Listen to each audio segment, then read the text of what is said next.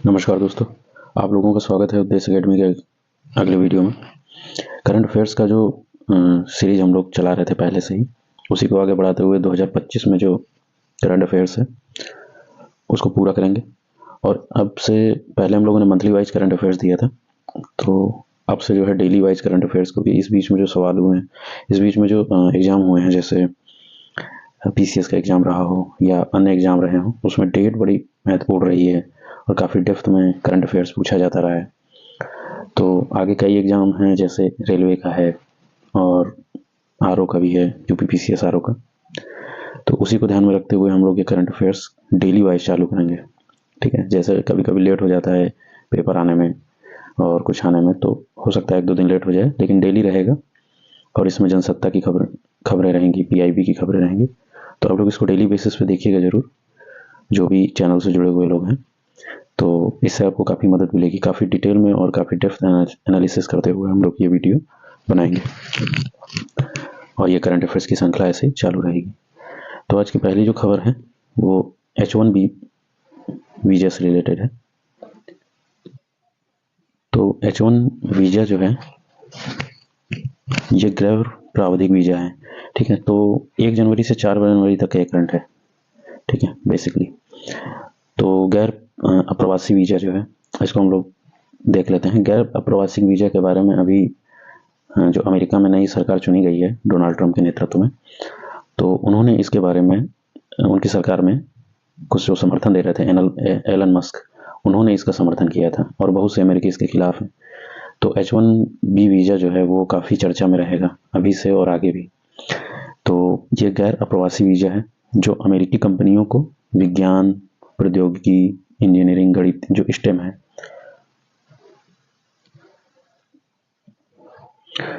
है, उसमें जो है और आईटी जैसी विशिष्ट नौकरियों के लिए ये जो है सुनिश्चित करने की अनुमति प्रदान करेगा। तो H1B वीज़ा जो है ऐसे पेशेवरों को, जो तकनीक पेशेवर होते हैं या प्रबंधन में जो पेशेवर होते हैं, उन सबको विज्ञान में, प्रौद्योगिकी में, इंजीनियरिंग में, गणित में, आईटी सेक्टर्स में, इस तरह में जो पेशेवर होते हैं, उनको अमेरिका में रह करके नौकरी करने के लिए ये वीज़ा काफ़ी मददगार होता है। और भारत की कई कंपनियां हैं, जैसे भारत में इन्फोसिस है जो पिछले साल सबसे ज़्यादा H1B वीज़ा पाई थी। इन्फोसिस है, उसके बाद TCS है, और कुल मिला के पिछले साल करीब 24,500 वीज़ा भारतीयों को निर्गत किए गए थे, भारतीय कंपनियों को, जिसमें सबसे पहले नंबर 1 पे इन्फोसिस थी और दूसरे नंबर पर TCS थी। ठीक है, तो ऐसी कंपनियां जो है ये वीज़ा पा लेती हैं, तो भारतीयों के लिए ये काफ़ी महत्वपूर्ण है और एलन मस्क ने इसका समर्थन किया है। ठीक है, 1990 से ये चालू हो गया था और भारतीय इस वीज़ा के सबसे बड़े लाभार्थी हैं, और इसके बाद चीन है।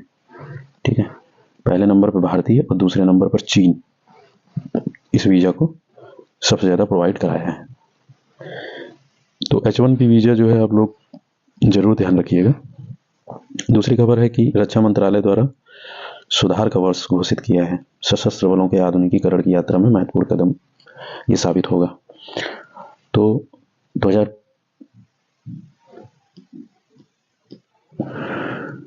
क्या है, ये 2025 है। ठीक है, 2025 जो है वो सुधारों का वर्ष घोषित होगा।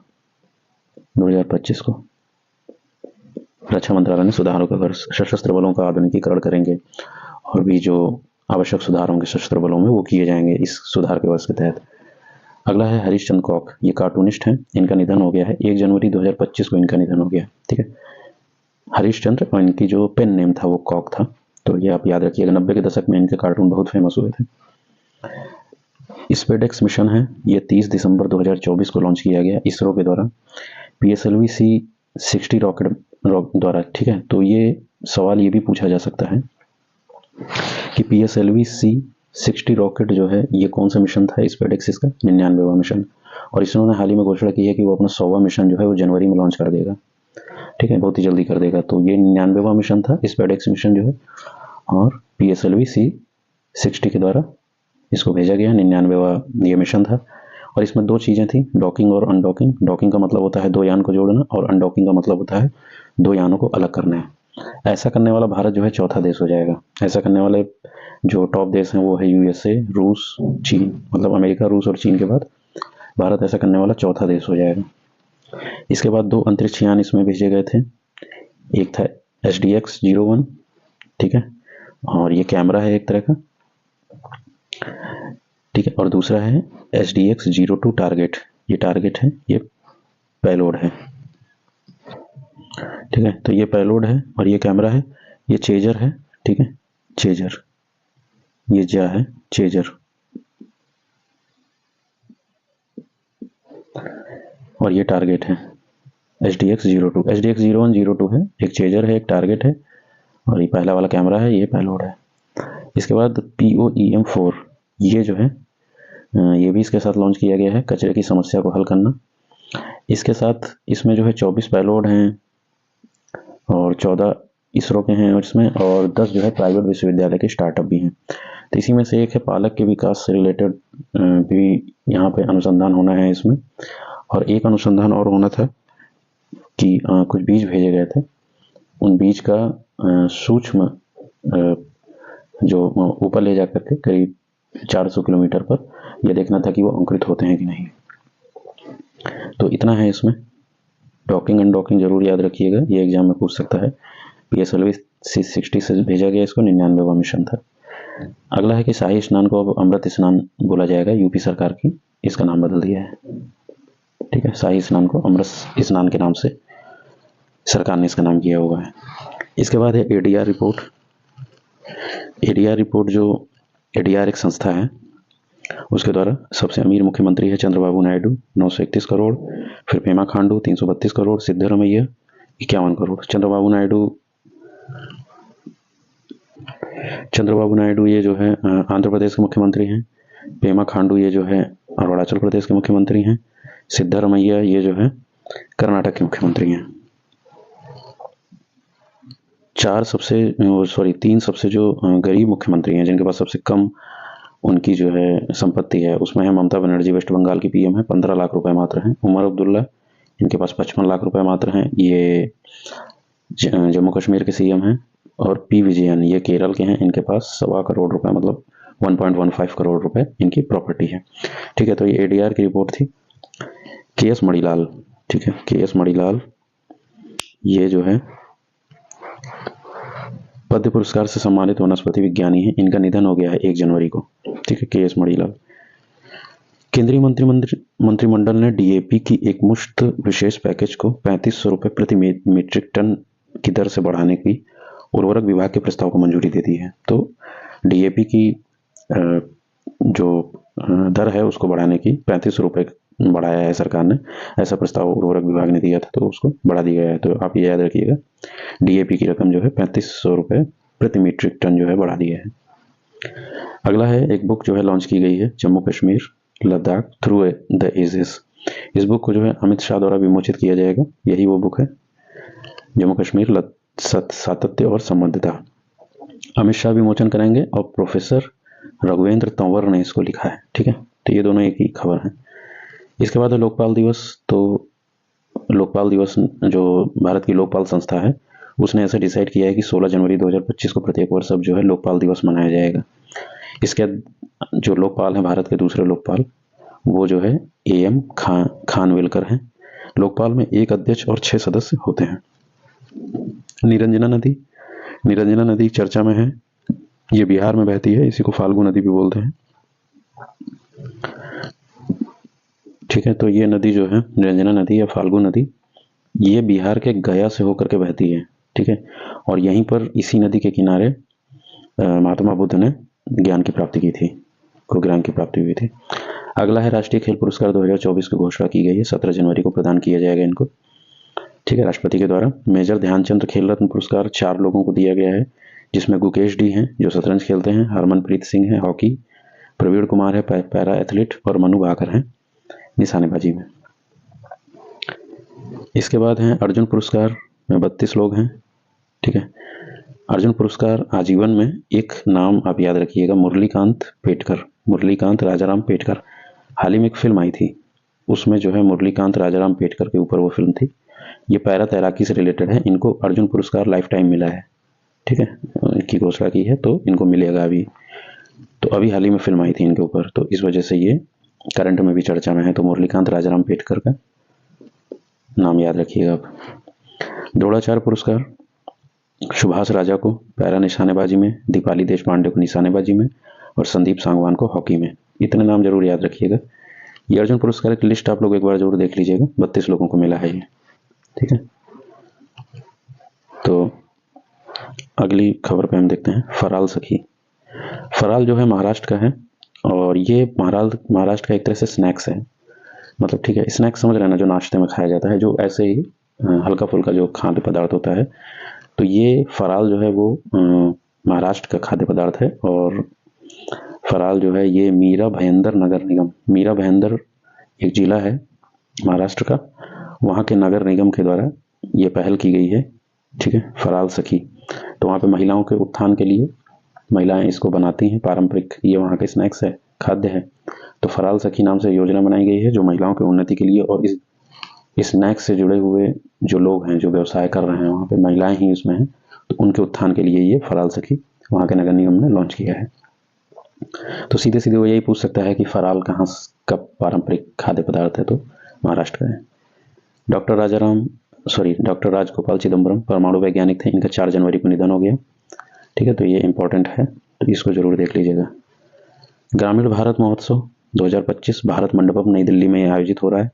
पीएम मोदी ने इसका उद्घाटन किया है और इसकी जो थीम है वो है विकसित भारत 2024 के लिए एक प्रतिस्कंदी ग्रामीण भारत का निर्माण करना, ठीक है।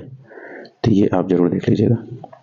अनुच्छेद 301 ये हाल ही में चर्चा में था, तो संपत्ति के अधिकार से रिलेटेड है। सुप्रीम कोर्ट ने कहा है कि ये संवैधानिक अधिकार है, ये पहले से ही था, संविधान में उल्लेखित है, तो संवैधानिक अधिकार होगा, लेकिन पहले ये मौलिक अधिकार था, ठीक है, पहले ये मौलिक अधिकार था, तो अब ये संवैधानिक अधिकार हो गया है। 44वें संविधान संशोधन से 1978 से इसको 300 ए में डाल दिया है। पहले ये 19वें में था, अनुच्छेद 19 में था ये पहले, इसको जो है 44वें संविधान संशोधन 1978 के द्वारा 300 ए में डाल दिया है।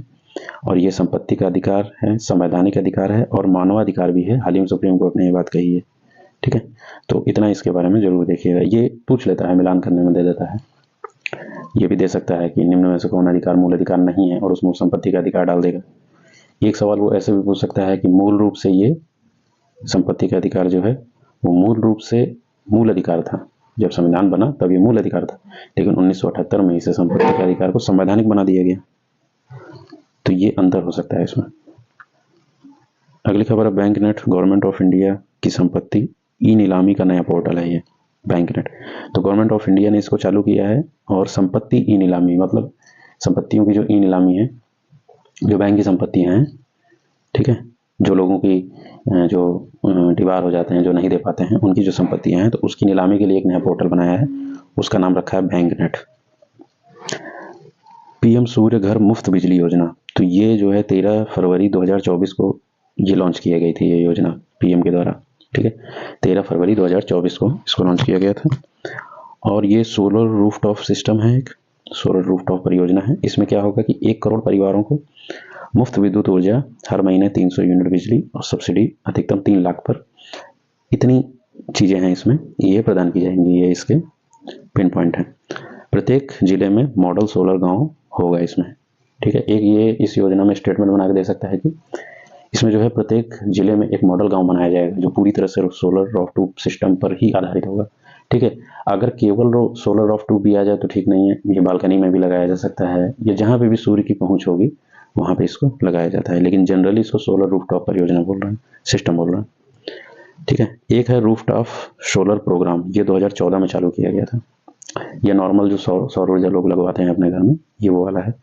पीएम कुसुम योजना, पीएम कुसुम योजना का नाम है प्रधानमंत्री किसान ऊर्जा सुरक्षा एवं उत्थान महाअभियान, ये 2019 में लॉन्च किया गया था। तो ये दो भी आप जरूर याद रखिएगा, पूछ लेता है कि रूफटॉप सोलर प्रोग्राम कब चालू किया गया, तो इसको सूर्य घर में बिजली योजना से मत जोड़िएगा, ये जो 2014 में लॉन्च किया गया, और पीएम कुसुम कब लॉन्च किया गया, 2019 में। राष्ट्रपति यून सुक दक्षिण कोरिया के राष्ट्रपति हैं, इनका महाभियोग का सामना कर रहे हैं, इस समय करंट में है, ठीक है। इन्होंने क्या किया था, 3 दिसंबर को अल्पकालिक मार्शल लॉ लगा दिया था, ठीक है, और अपनी शक्तियों का दुरुपयोग किया था। तो इस कारण से वहाँ की संसद ने इन्हें 14 दिसंबर को बर्खास्त कर दिया, इनकी सभी शक्तियाँ बर्खास्त कर दी, और इनकी जगह हान डक-शू को जो है राष्ट्रपति बनाया गया, ठीक है। लेकिन 27 दिसंबर को हान डक-शू ने भी कुछ ऐसी चीज़ें कर दी जिससे संसद ने इन्हें भी बर्खास्त कर दिया, ठीक है। तो इस समय दक्षिण कोरियाई राजनीति ऐसे दौर से गुजर रही है कि जहां उसके 2 पूर्व राष्ट्रपति महाभियोग का सामना कर रहे हैं। जो हाल ही में राष्ट्रपति थे वो महाभियोग का सामना कर रहे हैं। सावित्रीबाई फूले, इनका जन्म सावित्रीबाई 3 जनवरी 1931 को इनका जन्म हुआ था। मृत्यु इनकी जो हुई थी 10 मार्च 1897 को। ठीक है, तो ये ज्योतिबा फूले की पत्नी थी।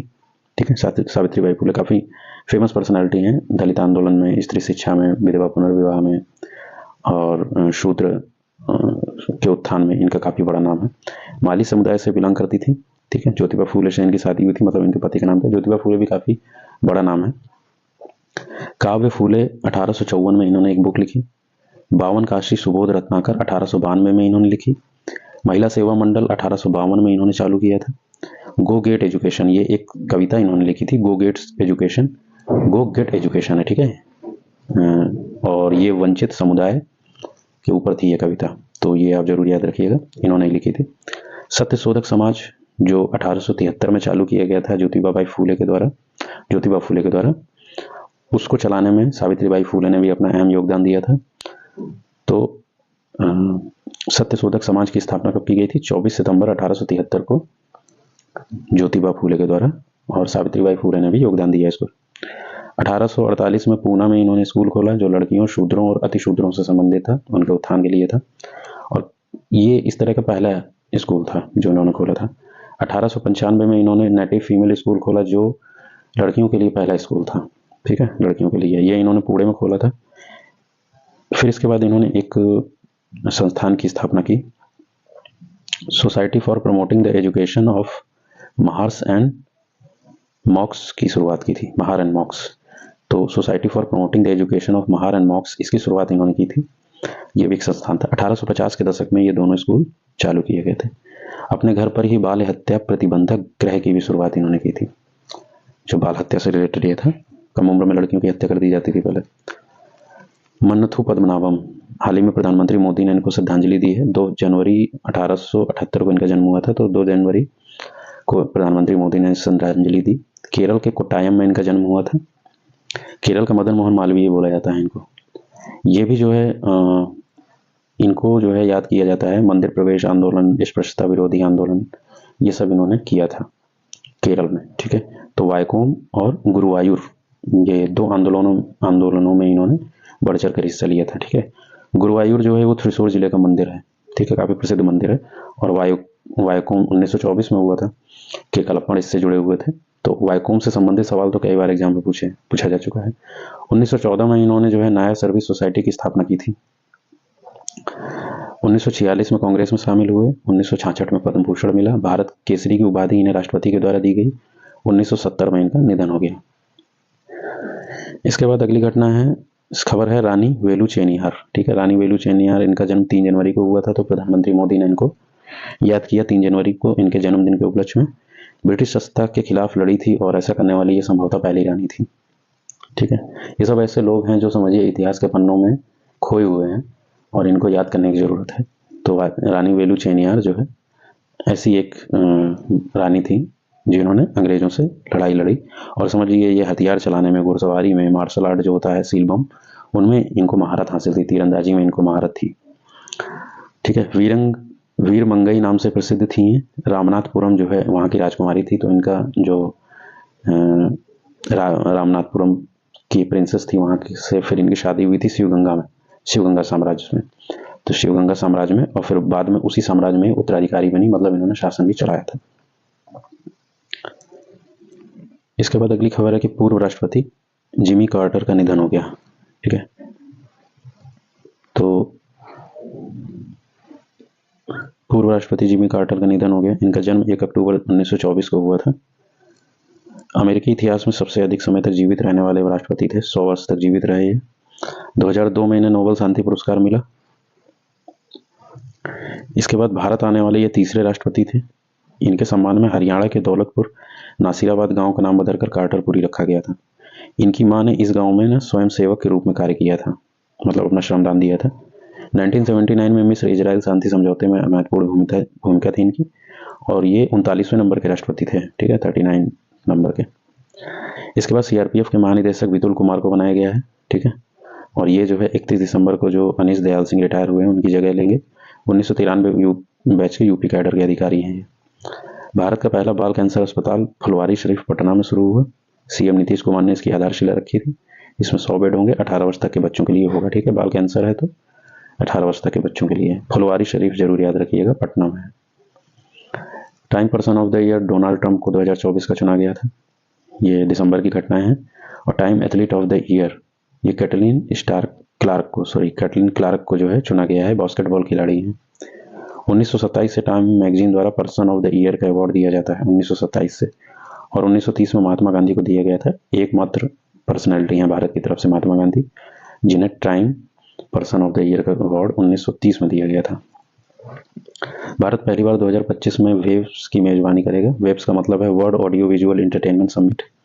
भारत मंडपम नई दिल्ली में इसका आयोजन होगा। प्रधानमंत्री नरेंद्र मोदी ने मन की बात में इस बात की घोषणा की है। और ये जो आयोजन है ये 5 से 9 फरवरी 2025 को होगा। ठीक है, तो इतनी खबरें थी 1 से 4 तारीख तक में। और इसके बाद जो है इसकी PDF भी हम आपको प्रोवाइड करा देंगे। तो ये लोग आप लोग इसको देखिएगा, ये काफ़ी इंपॉर्टेंट खबरें हैं। ऐसे ही खबरें आपको रोज़ का रोज़ मिलती रहेंगी।